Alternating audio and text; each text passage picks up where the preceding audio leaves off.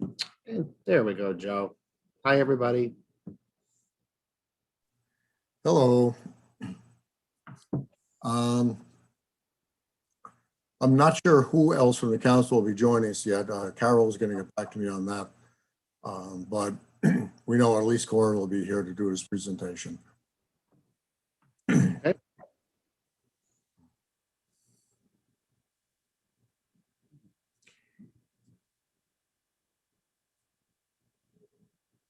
So, Joe, you want to start right at 6 o'clock, you think? Let's give it a couple of minutes. We'll see how many people sign on. Okay. We seem to have some sort of problem with our ACPAC email, our listserv, and we've been scrambling now to get it out to people individually. Okay. Some might be coming on a little late, but either way, I don't think we should hold up too much. Maybe once Corey gets here and gets ready to get started, we could just start. Okay. I'll be back in a few minutes, so talk amongst yourselves. I'll be back.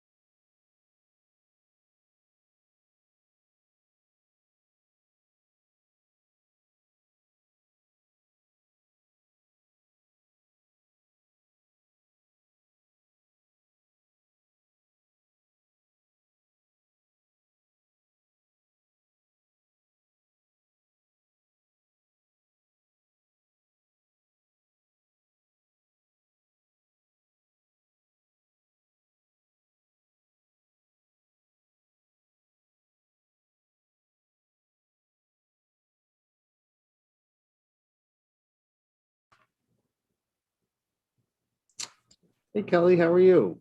Zach, how's it going? Good, good. We'll be getting started in just a minute. Thanks for joining us. And Awesome, yeah.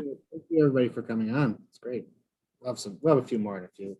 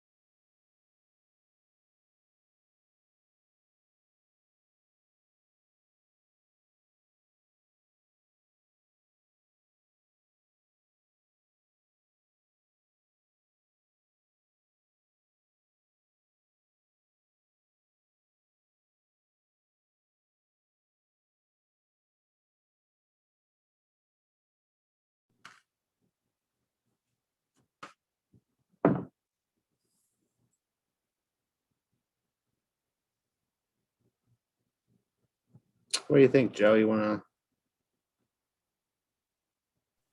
Okay, actually, I was just trying to find out what happened with Corey Ellis. And as it turns out, and remind me, you sent out a notice on CANA that they are now going live, and he is at a council meeting. And he's expected to get off of that very soon, and as soon as he does, he'll be joining us. Okay. He just said he'll be in about 10 minutes. So I don't know if, I mean, we could always open up the floor to anybody if they want to comment on the proposed commission. Do you think? If anybody's got any comments as of now? yeah, I mean, actually, we can open it up to the floor. If anybody has any questions that they want to make sure that are addressed during the presentation, we could probably take them now and then have them in queue so we're ready to proceed once he gets on. Zachary, I think it would probably be appropriate, since this is our first collaboration, or at least for this year, that you kind of introduce yourself, and then ACPAC members can identify themselves and introduce themselves. So, great idea, Barry. Thank you very much. My name is Zachary Simpson. I am the chair of the Council of Albany Neighborhood Associations. I'm actually in almost the 7th month of my first term. I'm the 4th chair of the CANA, which is been around 45 years. We just are celebrating our 45th year. We've been virtual since COVID-19, so I've been very well versed in Zoom. So I'm really happy when Joe had reached out to collaborate with CANA. I was happy to offer some of my Zoom experience. So happy to be here, and I'm really glad to be part of this opportunity to really get some community feedback about the proposed Public Safety Commission. Okay. Thank you, Zachary. I'll introduce myself now to many of the, my name is Owen Jemmy. I've been a lifelong resident of Albany and presently the chair of the Albany Community Policing Advisory Committee. One of our primary responsibilities is to ensure that the city knows what is going on with law enforcement and be able to have a direct link to law enforcement and for law enforcement to be able to communicate with the city, with the citizens. So when this proposal for a new public safety commission was talked about, we got involved in it early and decided we're not really in a position to advocate one way or the other for this. What we really want to do is be able to get as much information out to the people as possible, so everybody has input into what is being developed. And basically it's only a rough proposal at this point in time. The details will come out of the community input. There'll also be a survey that'll be made available for you to give information that way. But this proposal first has to go before the council. If the council approves it, it goes to Joe, before you go through the process, let's just go through who's here. Well, I just wanted to cover this one little part first, because then I'm going to get off. And actually, Barry, if you could, I'm trying to contact and I'm coordinating now with Corey. He's in a meeting.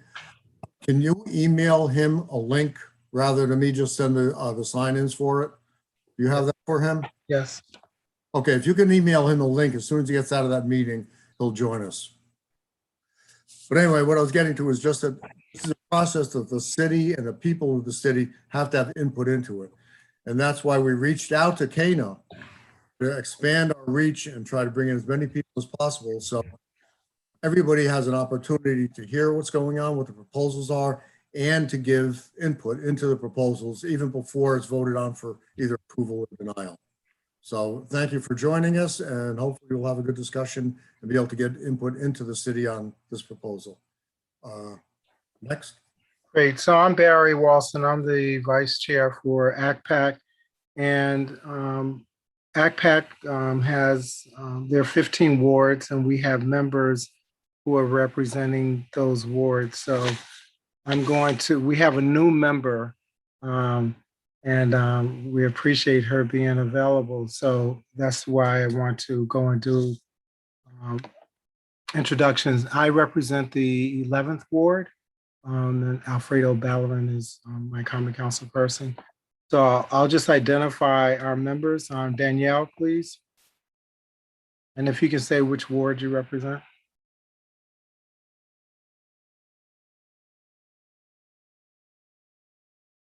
Okay, Craig. Yes, Barry. Hi. Hi, I'm Craig. I'm Craig Waltz. I'm the 8th ward rep. I'm the 8th ward representative. Jack Flynn is our city councilman. Thank you, Craig. And this guy, welcome. Thank you very much. Thank you for having me. My name is Jennifer Guy, and I represent the 1st Ward, and my council person is Sonia Frederick. So I'm looking forward to getting involved and finding out what great things you guys are doing in the communities and participating. Okay, and Danielle just put in the chat who she is. She represents the 2nd Ward, and Derek Johnson is the common council person. And this is also Jennifer's our first introduction, our first meeting. So with the membership, so we appreciate you being available. Rachel. Good evening, everybody. I'm Rachel Patterson. I live in and represent the 10th Ward, and my council person is Owusu Anunwe. Awesome, thank you. And Amy? Hello there. Sorry, I was eating a popsicle. Amy Whitman, 9th Ward. Judy Duchette is our council person at the time. I feel like I'm still kind of a rookie on ACPAC, having joined this past year during the pandemic. I've still not met anybody in person, but you know, have jumped in when I've been able to. So thank you. Great. So thank you, Amy. Good seeing you. And I am thinking, Zachary, that is all I see on our group of people. Let me just make sure.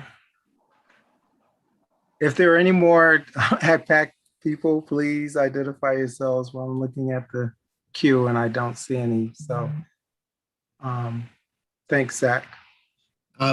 If anybody else wants to introduce themselves, they can say what neighborhood they're from. Hi, I'm Kelly Hausler. I'm the president of the Beverwick Neighborhood Association, and I'm actually not sure yet what is, being voted on. I am a big fan of Zach, and I heard Corey Ellis speak, for CANA, and then I was like, I reached out to Corey and I'm like, is there anything I can do to help? I'm a social worker. I work for OMH Central Office, and I'm tracking a lot of different places in the country that are doing some different things with policing in the community. And so I'm interested in this. And I did go on that survey, and I actually I didn't feel like I knew enough to answer any of the questions.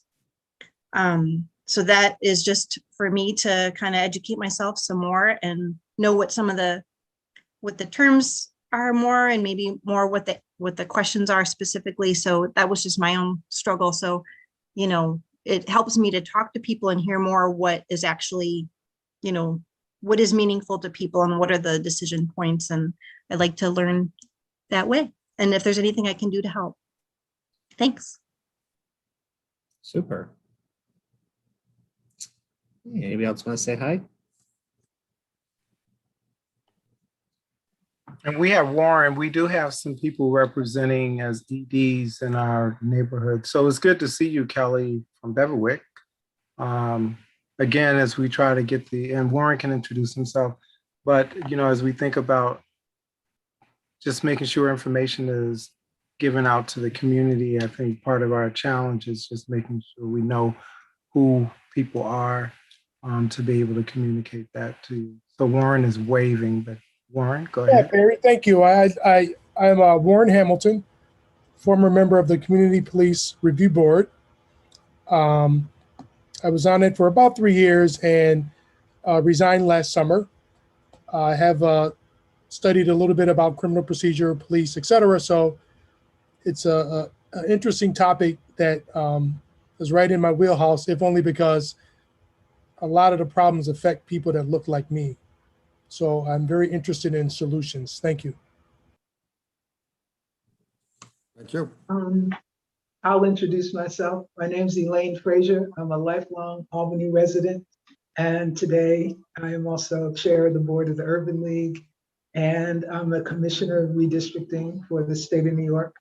And I've been invited to this meeting by a co-warrior, Miguelina Fabian. Otherwise, I would not have known that this topic was under discussion. So I applaud you for making headway and know that you have my interest and toolbox at your disposal as long as it's about improvement and justice.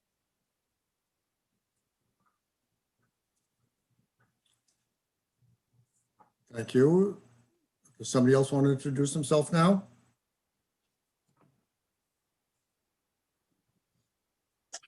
Hey, good evening, everyone. My name is Michael Sackman. I'm representing Assemblymember John McDonald on the call tonight. I'm also a resident of the 14th Ward. Thank you. Nice to meet you. Good evening. My name's Wow. We together? Teresa, yeah, dale. Try again. My name is Miguelina Ferreira. Good. I am part of the community Hispanic, the Hispanic community. I represent the second ward from Derek and from Team Cody and CDL, Capital District Latino. Thank you. Good If- evening. My name is Teresa Rodriguez. I am the Executive Director of A Village, also South End Residents, Second Ward, and I also represent Capital District Latinos as well. Hey, good evening, folks. Anybody else? Go ahead. Pat Alderson, I'm a policy analyst in the county executive's office, representing him tonight, and I'm a resident of the 6th Ward. Thank you. Is there anybody else that we missed right now? If possible, while you're on there, you could raise your hand, it'll be easier. Okay, actually, I have one more introduction to make because she's monitoring but not able to talk or get onto it right now. And that's Carol Washington. She's a member of ACPAC. She's an at-large member, which means she doesn't represent any one ward, but she is a citywide representative. And unless there's anybody else, I see now that Mr. Corey Ellis, the president of our common council, has signed on. And we can turn the floor over to you for your presentation. And then after that, people will have the opportunity to ask questions. You can also email them on or add them onto the chat here if possible. The only thing I'd ask is that maybe you could hold your questions until towards the end of his presentation, and then either raise your hand or jump in when you can. Yeah, I'll manage the chat in the queue. So Okay, well, we also have some coming in by email, so we'll try to fill those in this. Okay. Okay, Sir Ellis. Thank you, and sorry about that. Had to go down to the chamber, and I thought about doing it from there, City Hall, but then I realized the meeting might end, and we might be talking. I didn't want to have people having to wait for me to leave before they could lock up City Hall, so I just decided to rush home, get online, and thank you. I guess I do have a PowerPoint, so I want to see if like to share my screen. I don't know who has. Do we have the capability? Yeah, you should be good to go now. Okay. Share. There we go. So we're here to talk about, as you see on the screen, City of Albany Public Safety Commission. This idea came about during the discussion of what was going on with our collaborative. And after the collaborative submitted its recommendations to the City Council, many members from the community and activists felt, how do we know when were these recommendations going to be implemented? How were they going to be implemented? And how are we going to move forward? And so Dr. Green and amongst other people came in front of the council, and they began to talk about a mission.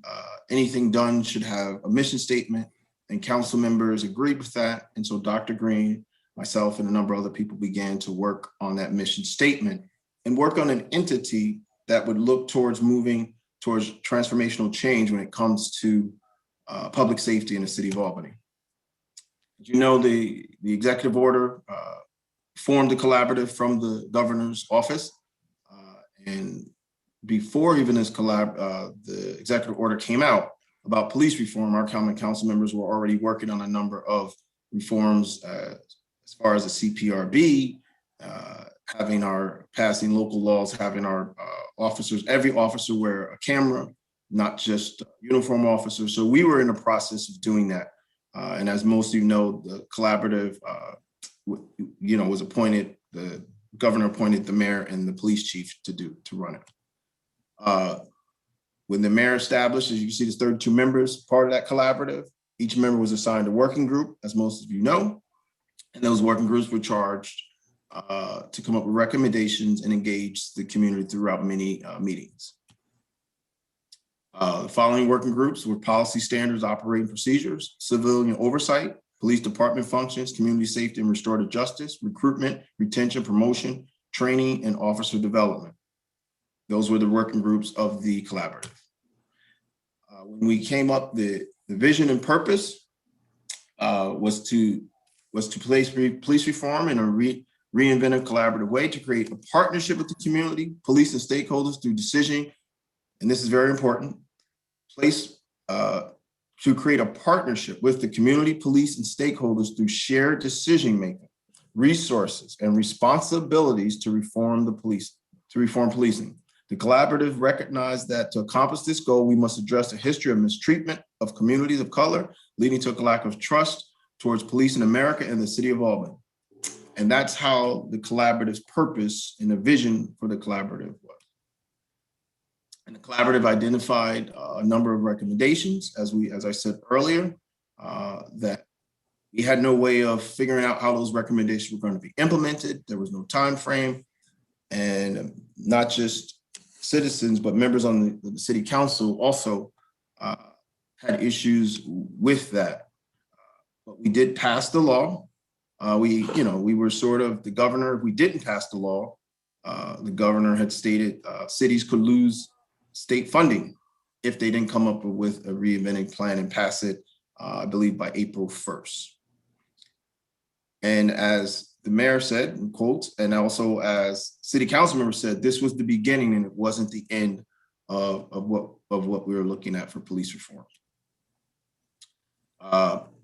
As you see, the county council acknowledged there was not enough engagement on certain groups. There was not a plan that was implemented on the recommendations. This was the words of many council members, that they didn't see a plan, how we're going to implement these recommendations.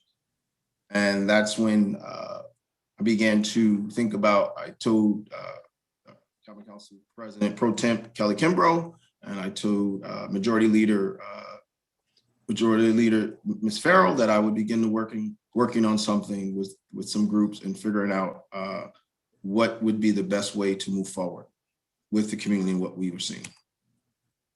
And together with Albany Community Police Advisory members, Center for Law and Justice, some CPRB members, NAACP, Albany County Federation, we came up with a vision statement on what we believe public safety and policing should be in Albany. And this is the statement. The city of Albany envisions a commission of public safety that decouples public safety from policing, centering community voices and ends systematic racism. The commission embraces the 4 pillars of procedural justice, treating people with dignity and respect, giving citizens a voice during encounters, being open and transparent in decision-making, and convening trustworthy motives. The Public Safety Commission will ensure the elevation of the concepts of community policing into the practice of public safety. A guiding principle of the Public Safety Commission is the sanctity of life. That at the core of an officer's responsibility is the duty to protect all human life and physical safety. So what do we mean by this fundamental change? And it is a fundamental change because we're looking at how do we give citizens a voice on what public safety looks like. How do we encompass that with the ever-changing issues that we see facing our police department? And how do we look at how do we better use the resources that go to a police department and also the resources that are already at our police department? And so this is a broad structure model of what we came up with, Albany Public Safety Commission, where you see law enforcement would deal with traffic control, penal code violations, which by state law they have to, and community safety oversight would be community safety and community oversight. And this is, as this diagram, this is just a diagram of what we're envisioning, what that final product looks like. That is going to be up to a lot of people, some people in this room. We've introduced a local law already. Hopefully soon there will be a public safety committee meeting where people will be able to chime in. The law is it's a broad law right now. And we believe with as many people chiming in and figuring out what they would like to see, we think we can come up with a good product where people can feel like we're moving forward. And then it's broad to allow that dialogue, as we said, and we've been out getting people to fill out the forms, surveys that we presented. So that way we can get a large enough, not large enough, but just a pool of what people are thinking and what direction people would like to go. And as you see at the bottom, there's an email. If people want to email albanypsc@gmail.com. That way you can get your questions answered and also get the form to fill out. And with that is the end of my PowerPoint presentation. And we're at the stage right now where, I'm getting a lot of questions about, well, what's going to happen with this? What's going to happen with that? And a lot of the questions are based off of, okay, what do we want to see? But we do know one thing. Our police department is overworked. We do know that our police department is, we don't have we miss a number of officers. We do know that.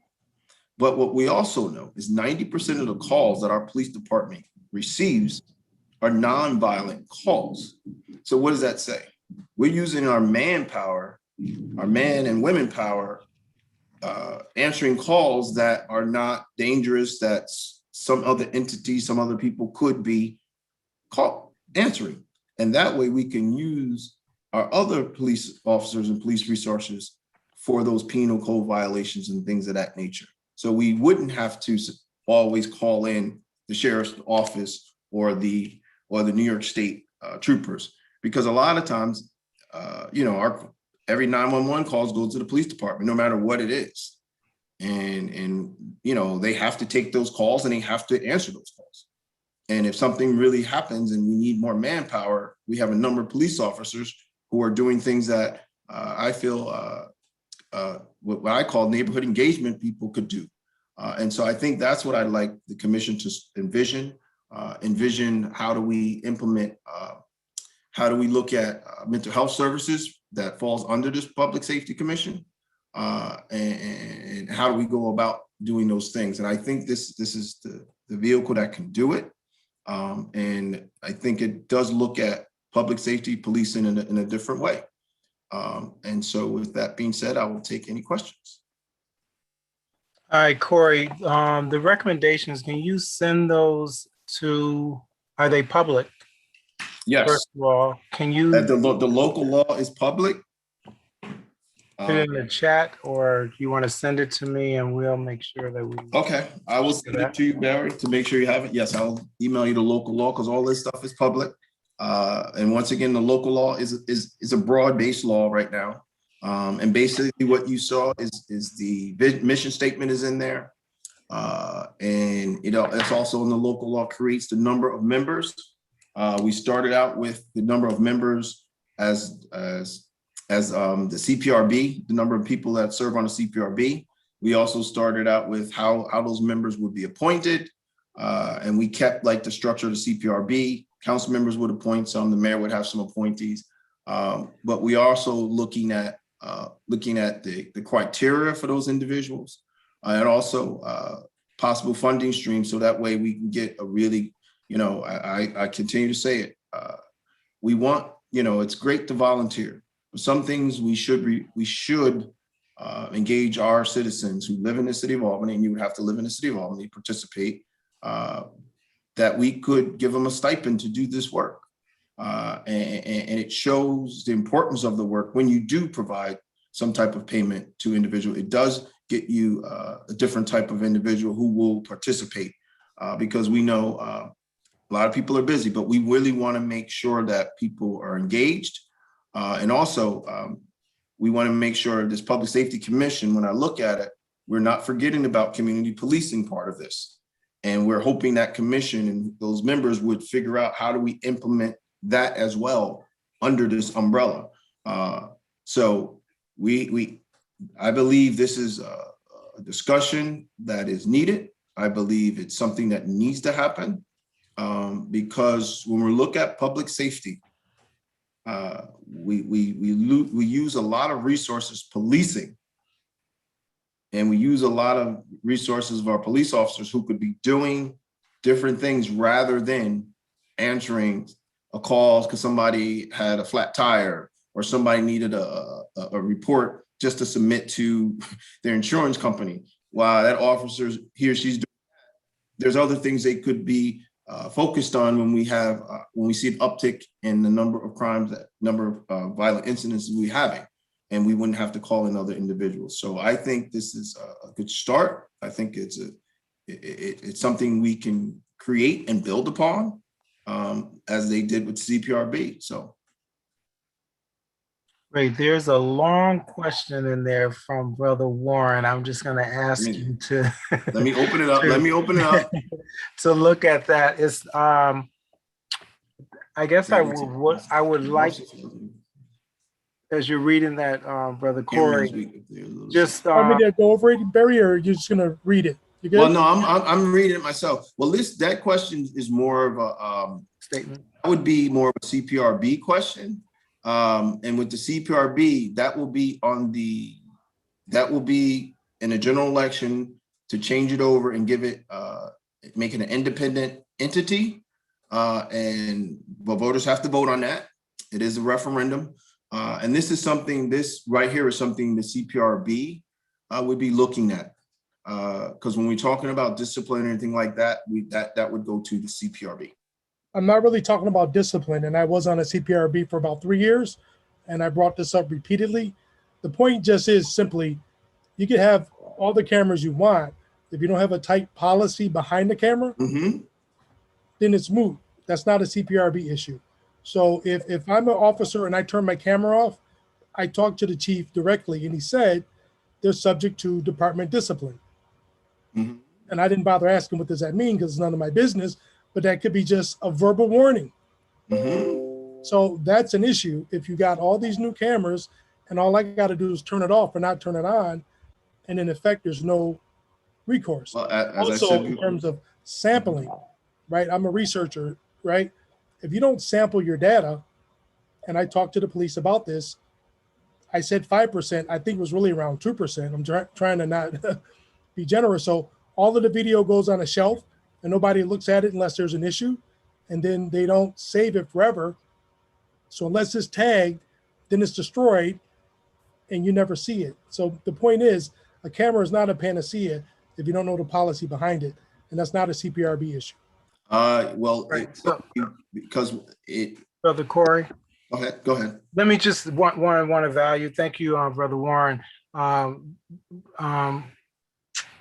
President Corey is here really to, again, this is the opportunity to talk about the Public Safety Commission.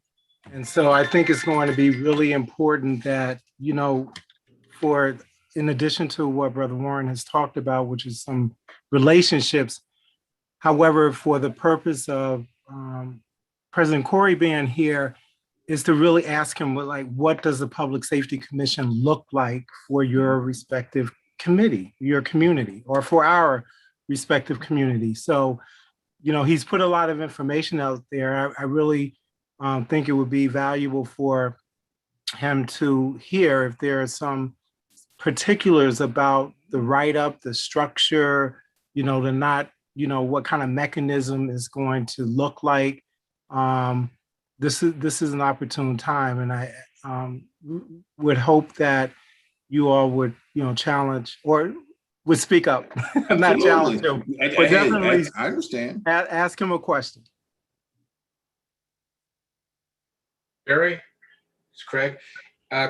Corey, if I could ask a question, you had said that you quoted a stat, which we've all heard before, which is that most of the crimes that the police in our city respond to are non-violent crimes. But playing the devil's advocate for just a second, I've also seen, as we all have, I suspect, many cases where the police show up to a quote unquote non-violent problem that upticks very, very quickly. That's right. And becomes violent, or they're close by, and the non-violent thing sets off a violent reaction because it's hot outside, people are a little not right. They're worried, they're upset, Mhm. and things happen. That's A lot of domestic violence cases start out that way. Mhm. Oh, it's him shouting at her shouting at him. Mhm. You ask any police officer that's dealt with a domestic call, that's the one they dread. Mhm. Okay. So my concern is, it's fine for us to say, well, great, we'll only send the police to these two categories. But how, there's a lot of gray.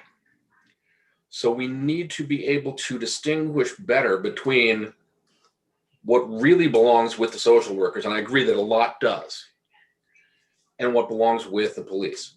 There may still need to be a police presence, but they may be background. It may be a case where we send a police officer, we have the social worker side, the safe infant, the community person taking lead, which makes sense. I mean, I say this as a person that worked field for tax and finance, doing the work of the child support unit. When we went to the door, most of the time we didn't have police with us. People still weren't pleased to see us there, but we didn't bring a cop. Mm-hmm. When we went to tell them that we may have to take their car, their bike, their bank account, you better believe we had the police there. Mm-hmm. Now, that said, police stayed in their car. We went to the door. Mm-hmm. So I think there needs to be a recognition in anything that we develop of those types of gray cases, because if not, what I worry is that what should be a very sound plan and a sound approach could get a bad rap very, very quickly with the first few cases that go wrong.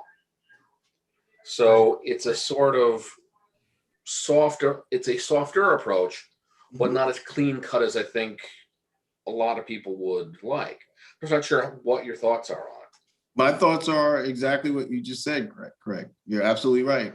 And that commission is going to be working with police officers, you would bring in some 911 callers to figure out, okay, what does this look like on different calls? So the commission is going to be sitting down with those individuals, figuring that out with the police department, saying, okay, this is where we would know a call like this. But so that's all will be figured out. And you create these neighborhood engagement officers, whatever we want to call them. I'm just saying, I don't know what their names would be. Right, yeah.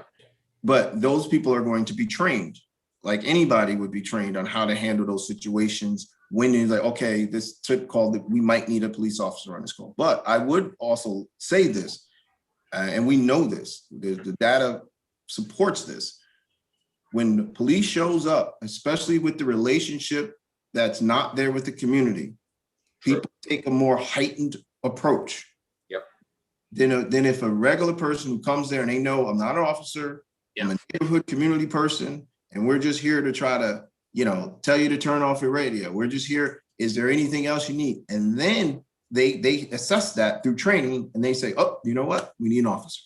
And there might be some cases where they come there first, when an officer is on, I don't know how law enforcement does this, but they might say, we got to have an officer on standby, right? Like you just said, because it sounds like we don't need it, but they might have previous evidence of calls going to that home, right?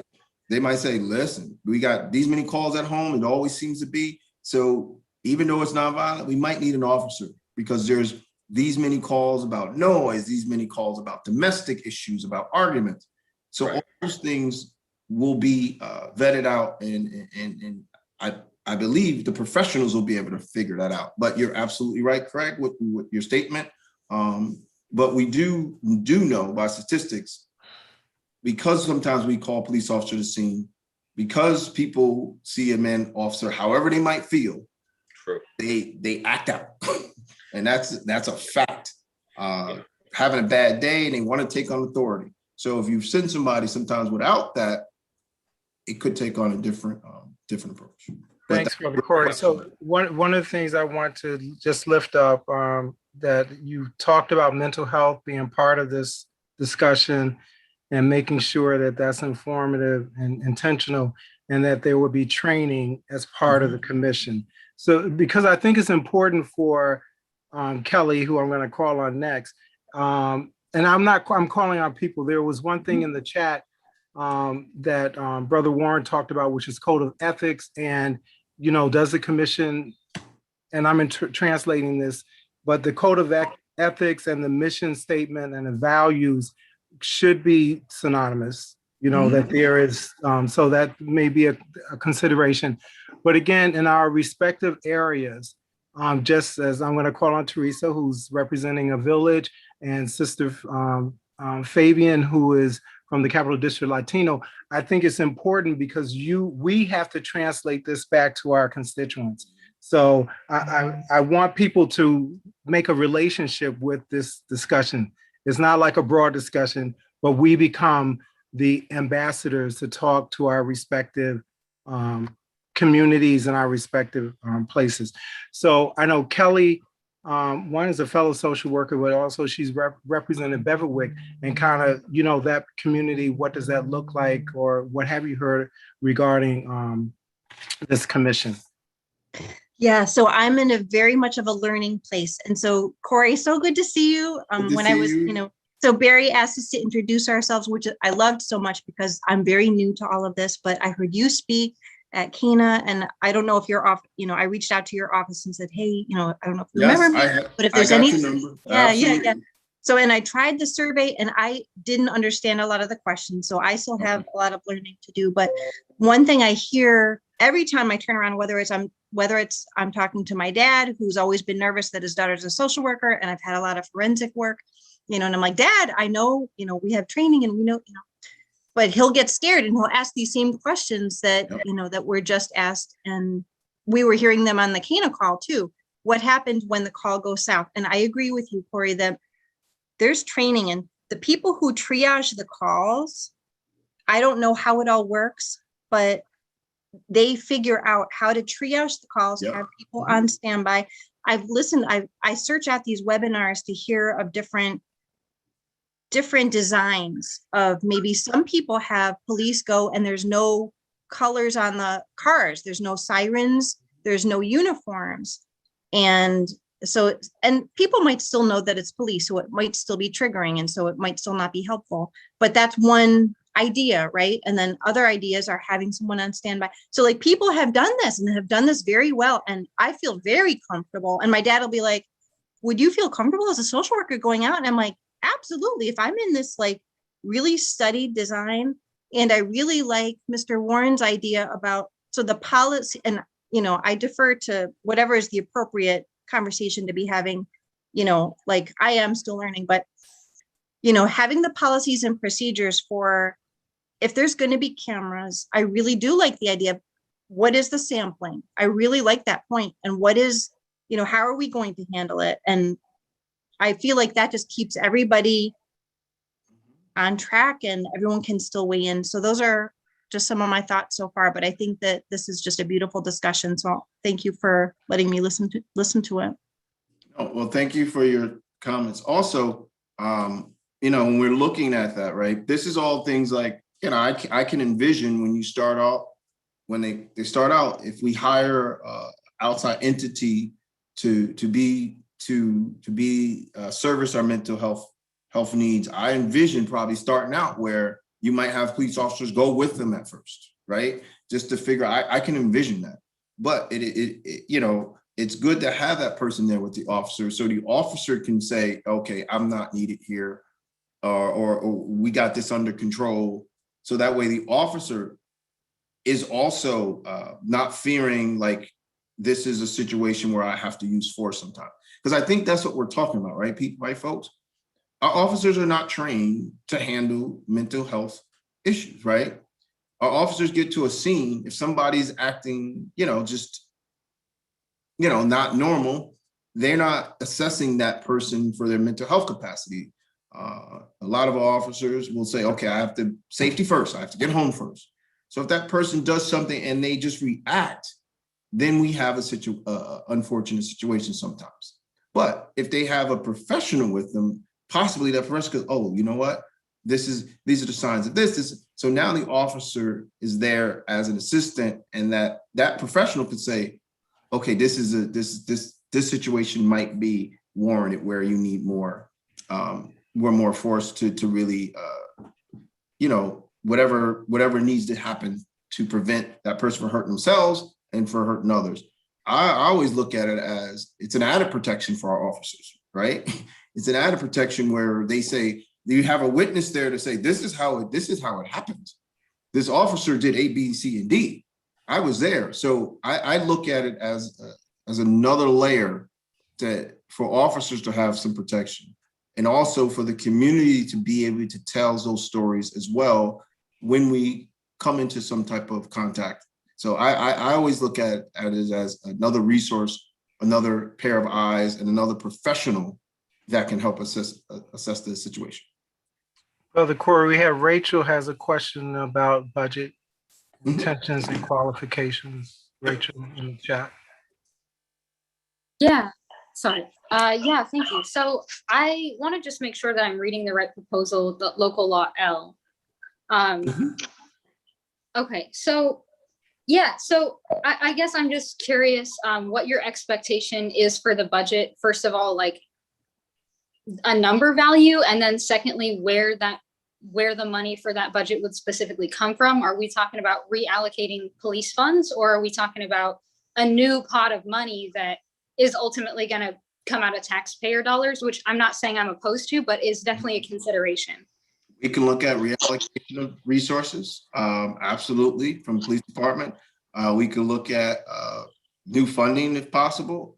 I listen, everything is open. When you're legislators, right, and you have a law and you say, okay, we need to fund this, those legislators and that executive figure out, how do we fund this? What is the cost? Because what are we looking to do?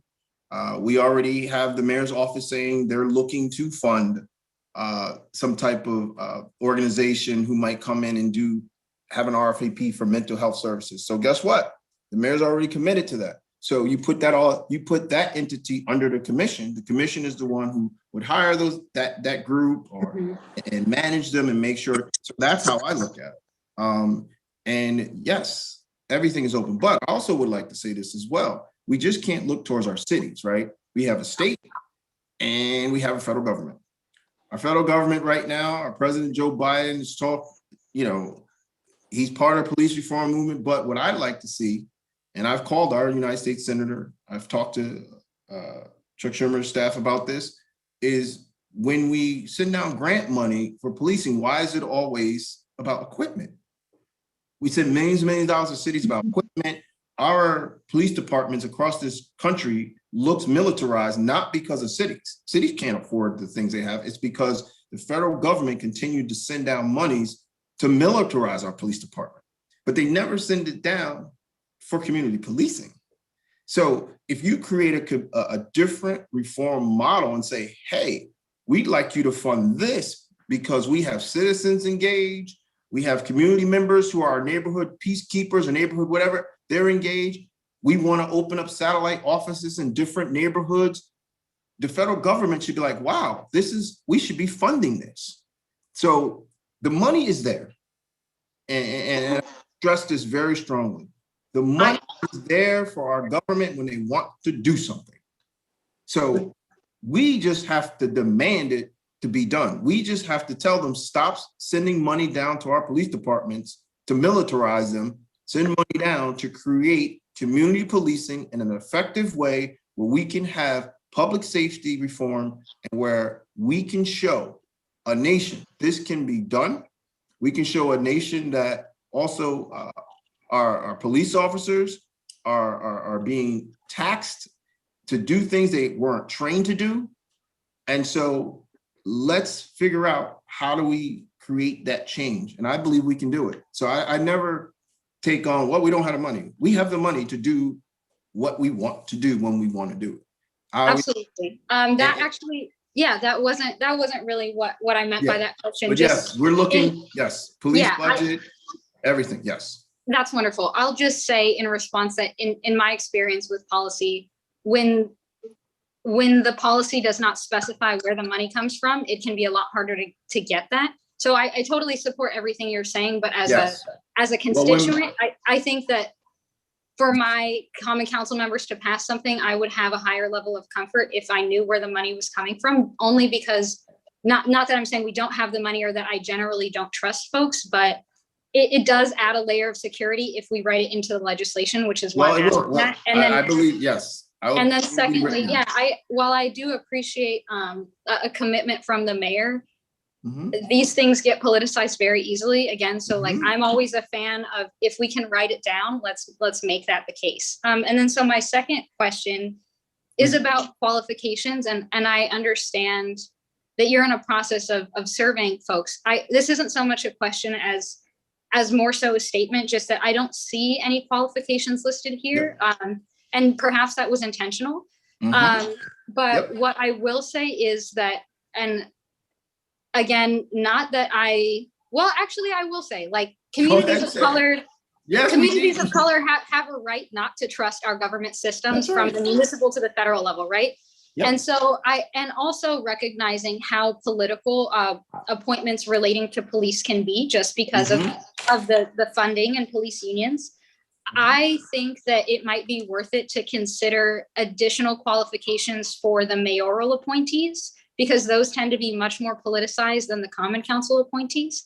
And I don't know how like ethical that is per se, but I think that might be a consideration that's worthwhile, because in the past there have been concerns about politicization of appointments, especially if there's money attached to it. So that would be a recommendation of mine. And then I also just have a question. I know you talked to ACPAC before and referenced a survey, and I know some folks on here referenced a survey as well. I'm wondering, like, how that survey was developed, and if it was done so in a way that kind of conforms to like non-biased questioning, not leading with questioning and stuff like that. And I only ask that because I don't think I've seen it yet. Okay, well, if you go to Center of Law and Justice, Albany Center of Law and Justice, it is on their website. They developed those questions. And those questions, Dr. Green or her staff would be willing to answer it. So it is on the Center of Law and Justice website. Great, thank you so much. And thank you for your time. I appreciate it. Absolutely, no, thank you. Thank you. And I'm writing this stuff down, by the way, these points, because when we get into committee, these are the things I want to make sure our elected officials, when we start discussing this bill, that they know what I heard from residents as I was going by listening and doing these outbreaks. So thank you. We have Sister Elaine has her hand up. Yeah. Thank you very much. Corey, I really am pleased, and at the risk of sounding, well, I'm really pleased and proud of this initiative. And I will give you my background in it. A while ago, and I do mean a while ago, after the deinstitutionalization of the mentally ill, my mother signed up with the Albany Police Department to work out of the Neighborhood Resource Center, to take the emergency phone calls and go out on the street with the police, because she observed that no one's best interest is served when people do not understand. It's not that our police officers don't know how to respond to mental health issues. They don't know how to recognize a mental health issue when it is waving a spatula in the middle of the street. They have no idea. And there's nothing wrong with that, because many people whose profession it is to recognize a mental health issue don't understand what it is. And she rolled up her sleeves and went out in the street with the cops. I made 2 commitments, one of which might be of interest to you. She died in October, and my commitment through the Urban League was to replicate a scholarship in her name that advances her work. And Brother Warren, you may remember this. There had been a scholarship in her name at the State University. I was just about to walk away from it because the university failed her expectations. And she could not find any interest in the city that equated to her passion on this issue. So for the first time, outside of the circle of friends and family, and Barry, you know this is true, I have heard a passion for this issue. So I'll just commit to you. If you do this, we, the Urban League, will step up and do the scholarship for the social worker, okay? That's number 1. Number 2, I have had the ability to work with law enforcement and unions on community policing before. There is a process, there's a research process that I would recommend that you use to tease out everybody's issues, because everybody has them.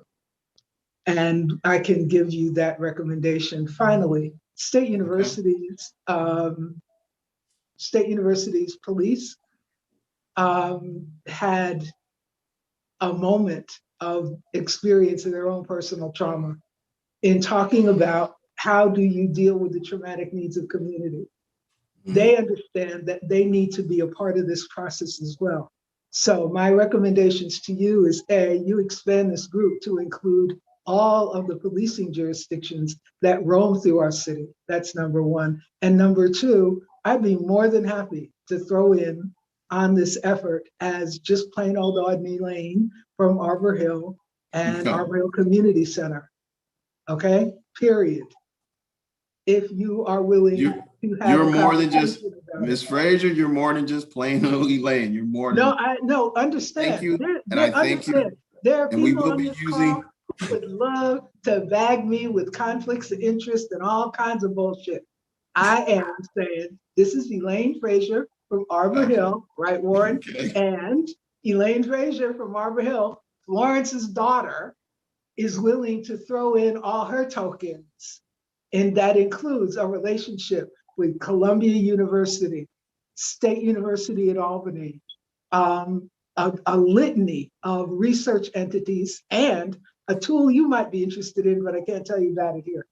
That is a tested tool of Princeton to identify the depth and scope of community interest in a variety of issues. We're ready to rock.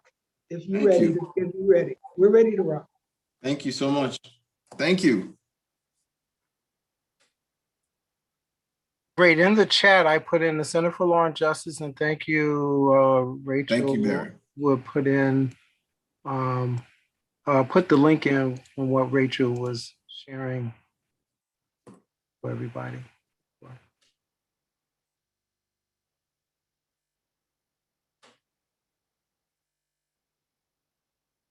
If we have no other questions. I raised my hand just a second ago. I'm sorry. We have And it'll somebody be else? very brief. I just wanted to follow up on the last ahead. thing Elaine said, even though she didn't give us all the details.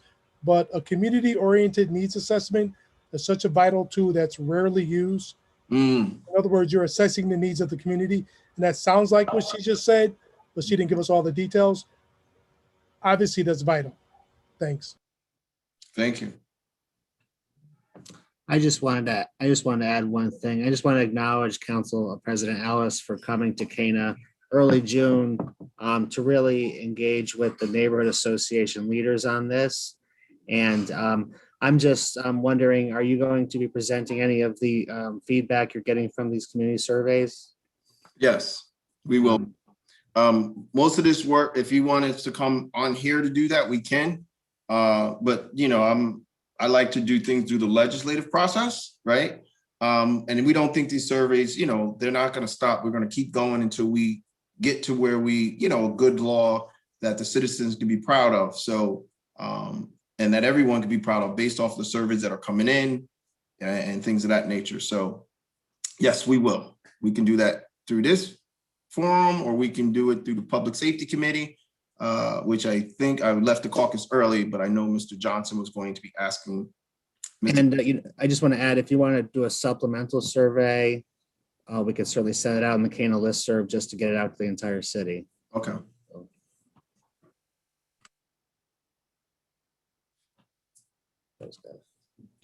Okay, if there's no other questions here. Corey, I have one that came in, a couple of questions that came in through an email. Yep. And I'll just go through one of those right now. And that's that,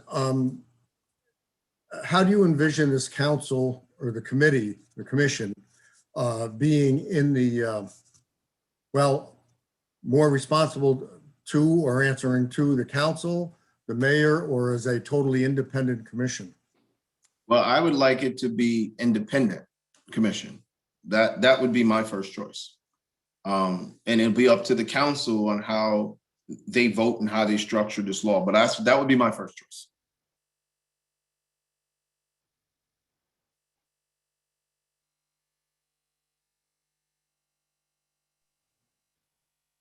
Are there any other questions from here, or Zachary or Barry, do you have any other questions that have come to you? Nope. Was that the only one from the email? Yep. Okay, cool beans.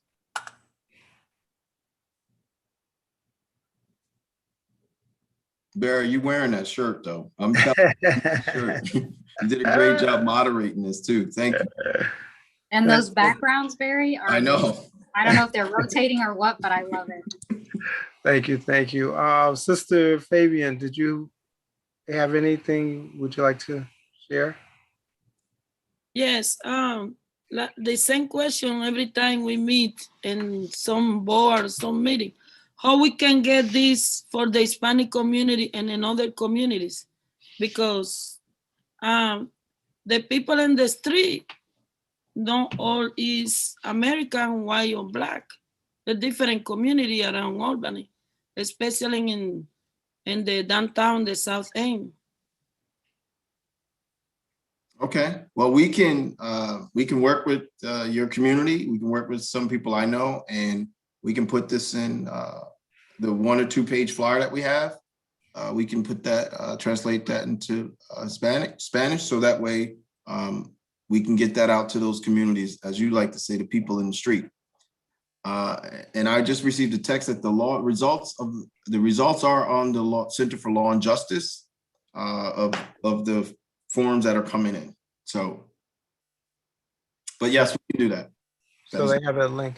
Corey, just as a brother Corey, as a follow-up to Sister Fabian's question, again, as we look about the commission, I know we haven't talked about all the training, but clearly implicit bias, like there's a couple of trainings. It's not about creating, it's not only about creating neighborhood peace officers. It is equipping, making sure that the training is reflective of what's going on currently. Diversity within, right? the diversity in our city. So yeah, the diversity within the city, but just making sure that there's a breadth of training for this commission, so that they have the lens, right, and the continuum of what the communities look like and what they reflect. So just an observation. Yep, thank you.